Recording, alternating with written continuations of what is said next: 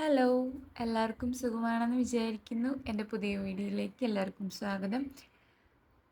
ഞാൻ ഇന്നൊരു പെയിൻറ്റിംഗ് ആണ് നോക്കുന്നത്. ഒരു ഫ്ലവർ നിങ്ങൾക്ക് ഇഷ്ടമുള്ള 2 കളർ എടുത്ത് മിക്സ് ചെയ്ത് ബ്രഷ് കൊണ്ട് തന്നെ നമുക്ക് ജസ്റ്റ്